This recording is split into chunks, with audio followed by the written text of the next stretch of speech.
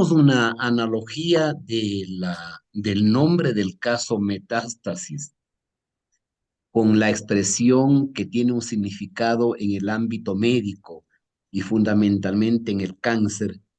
Tiene que ver con el hecho de que este fenómeno es un fenómeno cancerígeno. Me refiero al de la corrupción asociada con las bandas transnacionales del delito, el narcotráfico, la violencia, el sicariato. No es un fenómeno aislado.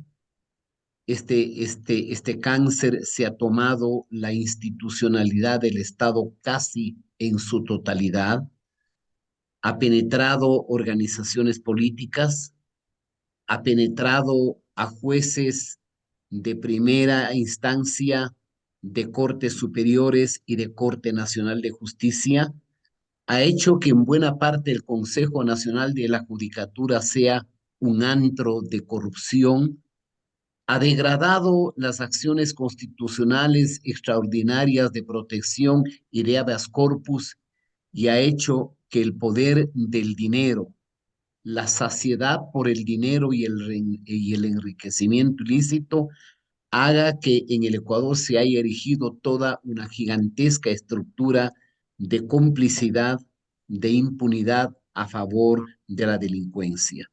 Ya no de la delincuencia común, barrial o empobrecida, sino de la delincuencia transnacional y de las grandes bandas del narcotráfico que vieron en el Ecuador el espacio ideal no solamente de tránsito, sino también de producción y también de comercialización.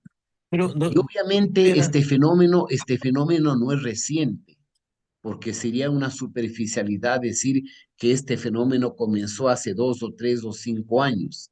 El narcotráfico ha venido teniendo una presencia en mayor o menor grado desde hace algunas décadas. Acuérdense ustedes de los propios operativos que se hizo durante el gobierno del presidente Rodrigo Borja. Estamos hablando de los años 80, de operativos de los años 90 y luego en el tercer milenio. De tal manera que yo creo que es uno de los más grandes problemas que tiene el Ecuador y que tenemos que enfrentarlo como Estado en acción unitaria de toda la institucionalidad, de la ciudadanía, de las organizaciones y de todo instrumento coercitivo del Estado. ahora, es importante, doctor Rivera, enfrentarlo como sociedad, no solamente con los estamentos que el gobierno o las autoridades de control lo tienen, porque usted bien lo ha dicho, el narcotráfico no es un fenómeno nuevo. Recordemos pues nombres del narcotráfico como los Hidalgo Tejada o los Reyes Torres allá hacia los años 80. Es decir, estamos hablando ya hace 40 años y más. Pero lo que llama la atención es que bueno, en este momento ya el narcotráfico ha permeado inclusive el sistema financiero formal, y yo siempre diré que el embajador de los Estados Unidos se ha quedado corto porque él ha hablado de narcos generales, narcos jueces, narcos fiscales, pero también habría que hablar de narcos gerentes de bancos, porque toda la plata de los narcotraficantes no reposa en caletas ni enterradas pues en alguna isla remota, sino que está bancarizada, convirtiéndonos en una sociedad inclusive narcodependiente en lo económico. Pero a mí lo que me llama la atención es que la fiscal, luego de que entre ayer y hoy nos ha mostrado una catarata de mensajes, evidentemente editados muchos de ellos, no me refiero a cambiados en cuanto a su terminología, sino a la colocación de los más oprobiosos, los más ignominiosos, los que pudieran generar una reacción, pero siempre política, porque resulta que se ha vinculado a gente de la prensa, a gente de los estamentos de gobierno, judiciales, y el único narcotraficante vinculado está muerto. Es decir, que este señor no tenía compinches, segundos, terceros en la banda, no hay una banda rival, absolutamente nadie. Sí, creo que nos quedamos cortos si lo que queremos aparar es el tema del narcotráfico, porque aparentemente la Fiscalía siempre opera primero desde el punto de vista político. Y pues simplemente para terminar, y discúlpenme la extensión de la pregunta, porque resulta que a lo que nos ha acostumbrado la fiscal a este tipo de escándalos políticos, en algunos momentos que quizás a ella le convenga, pero el ciudadano de a pie quienes sufrimos extorsiones, robos, asaltos, asesinatos, no tenemos esa protección de la policía, no tenemos esa actuación de la fiscalía en ningún caso, en ningún caso. El problema del Ecuador es el problema de un Estado débil. Y un Estado débil implica cuando las instituciones no operan, cuando lo que funciona es la palanca, el dominio personal, la influencia familiar, la influencia del grupo o lo que se denomina en la política el patrimonialismo, donde no rige el principio de la legalidad, es decir, la ley es de papel y se la limpia cualquiera, donde no existe el principio de, de la presunción de inocencia o de igualdad ante la ley. La fiscalía tiene mucho trabajo y eso hay que comprenderlo. Claro, lo ideal sería que la fiscalía continúe investigando el caso denominado Gran Padrino. Hay que investigar. La fiscalía tiene que seguir investigando los casos de INA Papers. Hay que investigar. No se puede discriminar los casos, escoger unos y dar prioridad a otros. Es un Pero reclamo me, frecuente de la gente, doctor Rivera. pero me, pare, pero, pero me parece que nadie puede desconocer la valentía de Diana Salazar. No es comparable con uno o dos fiscales que el Ecuador tuvo que soportar durante la época del correísmo, un ciudadano de apellido Vaca y un pariente de apellido Chiriboga del presidente Correa. La fiscal entonces es una persona incómoda para una parte de la clase política comprometida en complicidad con el narcotráfico, incómoda para las bandas criminales e incómoda para el mundo y la maquinaria económica de la ilegalidad que se erige sobre una estructura de Pero criminalidad. justamente ahí voy, estimado doctor Rivera. Sin duda es una mujer valiente la fiscal Salazar, pero como usted bien dice, no hay la misma celeridad para todos los procesos.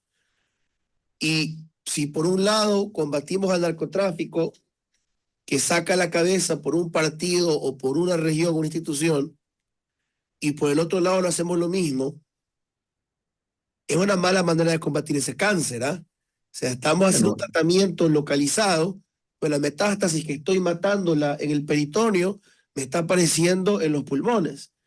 Y eso también podría ser culpa de la fiscal Salazar. yo diría más bien falencias y limitaciones del orden jurídico penal. Por ejemplo, la fiscalía no podía actuar sin antes no haya informes previos de otros órganos del Estado. Aquí va a ser necesario una reformulación del sistema jurídico donde se le otorgue a la fiscalía mayor poder, mayor autonomía, donde se regule el ámbito del Consejo Nacional de la Judicatura para que sea un órgano disciplinario. Pero la raíz del problema está en el ordenamiento constitucional creado en el año 2008 en, en Montecristi. Fue un ordenamiento constitucional hecho a la medida de un caudillo. Por ejemplo, a nombre de la soberanía se prohibió que haya una base de vigilancia contra el narcotráfico en Manta y no se sustituyó absolutamente con nada. A nombre de la concentración del poder en el hiperpresidencialismo, diríamos, se eliminó o se debilitó la fuerza de la inteligencia que debe tener el ejército y las tres armas de las Fuerzas Armadas y de la Policía Nacional. Se la desmanteló.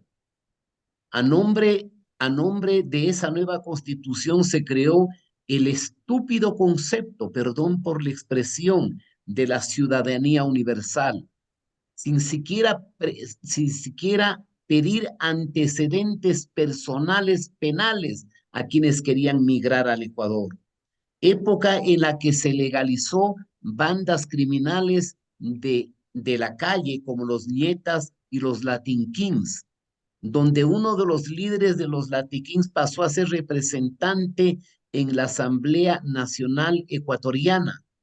Es decir, hay una consecuencia de hechos. Hagamos memoria.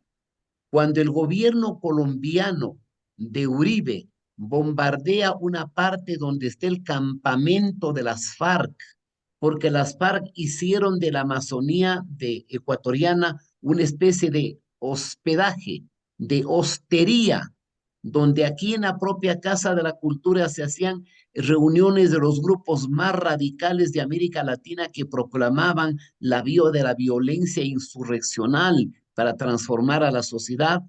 Éramos absolutamente impávidos y proclamábamos la famosa soberanía nacional. Pero doctor, Cuando eso también ocurrió cuando en el gobierno de Boras apenas llegó, se perdonó a quienes pretendieron cometer un magnicidio contra León Febres Cordero, en el cual murieron algunos de sus edecanes o guardaespaldas, y luego se vincularon al Estado y finalmente luego hasta fueron parte del gobierno de Correa, pero esto data desde la época de Rodrigo Borja. Porque la política ecuatoriana ha sido una política de carnicería humana, una política tribal, una política salvaje. Y usted en parte tiene razón. En los años 80, al presidente Febres Cordero se le acusó como que habría cometido un delito el haber contratado un agente de inteligencia antiterrorista, Ram Ghazit, me parece que por $140,000. Se lo endilgó por haber perseguido a Alfaro Vive Carajo. Pero con el paso de las décadas y de la historia, creo que León Febres Cordero también debe quedar en historia como un presidente que supo con fuerza y con firmeza, en este caso, bloquear y liquidar a un grupo insurgente que si el Estado no lo repelía y no lo reprendía, podía haber creado un estado de terror como los han hecho el Ejército de Liberación Nacional, las FARC o Sendero Luminoso en el Perú.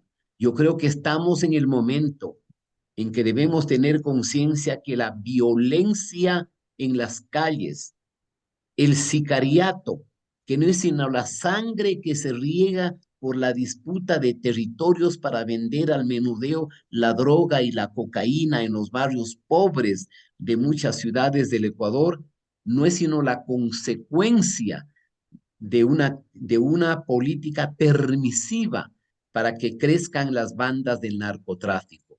Norero no es el único narcotraficante. Tienen que haber otros que están actuando, pero lamentablemente esas bandas del narcotráfico han comprado oficiales de la Policía Nacional, han comprado funcionarios del SNAI, han tenido complicidades con autoridades aduaneras, han comprado oficiales de las Fuerzas Armadas, y no en vano las denuncias que ha hecho nada más ni nada menos que el embajador de los Estados, de los Estados Unidos de Norteamérica. Ya nos habló de narcogenerales, ya nos dijo que en las elecciones había sido derrotado el narcotráfico, y finalmente hace pocos días nos ha dicho que el narcotráfico y sus redes compran a fiscales, a jueces, a políticos y hasta medios de comunicación. Obviamente, creo que en este caso de los medios de comunicación hay que reivindicar que en su más absoluta mayoría los medios son instrumentos de comunicación, y esta acusación más bien va, al parecer e hipotéticamente y según los chats de Norero, a un medio de comunicación digital de la ciudad de Quito. En particular, así es. Pero, doctor Rivera, le agradecemos la compañía en este espacio, ya son las 9 de la mañana, y me quedo con sus comentarios, algunos de ellos.